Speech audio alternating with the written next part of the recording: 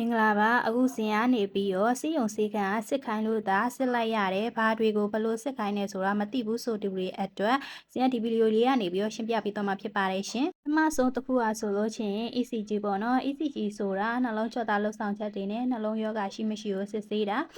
နှလုံးသွေးကြောကျဉ်တာလားနှလုံးသွေးကြောကျတာလားနှလုံးခုန်လုံးနှီးတာလားမြန်တာလားတွေကိုစစ်ဆေးတာပေါ့နော်ဒုတိယတစ်ခုဟာဆိုလို့ရှိရင်ယူရင်းတက်ပေါ့နော်ယူရင်းတက်ဆိုတာစစ်ဆေးတာစီလန်ကြောက်ပိုးဝင်ခြင်းရှိမရှိတွေကြောက်ကော့ယောဂရှိမရှိတွေပြီးတော့အသေးပြဿနာရှိမရှိတွေ UTI ဆိုရဲစီလန်ကြောက်ပိုးဝင်ခြင်းတွေရှိမရှိတွေကိုယူရင်းတက်စစ်ခြင်းအပြည့်သိရှိနိုင်ပါတယ်ရှင်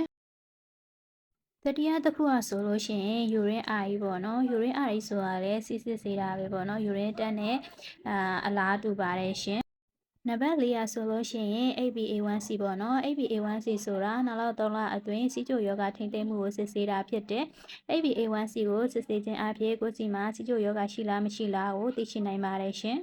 ပုံမှန် HbA1c level ရဆိုလို့ရှိရင် less than 0.57% to 6.4% အတွင်းဆိုလို့ရှိရင်ပုံမှန်ဖြစ်ပါတယ်ရှင်မှန်ထက်များနေတဲ့ HbA1c %ဆိုလို့ရှိရင် less than 6.5% to higher ဆိုလို့ရှိရင်တော့တေချာပေါက်ကိုစီမှာစီချိုယောဂရှိနေတယ်ဆိုတာကိုသိရှိနိုင်ပါတယ်ရှင်ကျေးဇူးတင်ပါတယ်ရှင်အဆင်ပြေကြပါစေရှင်စင်ဗီယိုလေးကိုအဆုံးထိကြည့်ရှုပေးတဲ့အတွက်ကျေးဇူးတင်ပါတယ်ရှင်။နောက်လည်းအတစ်တော်ဗဟုသုတတွေကိုပြန်လည်မျှဝေပေးသွားမှာဖြစ်လို့စင်အကောင့်လေးကို follow လေးလုပ်အသေးလေးတွေပေးသွားပါ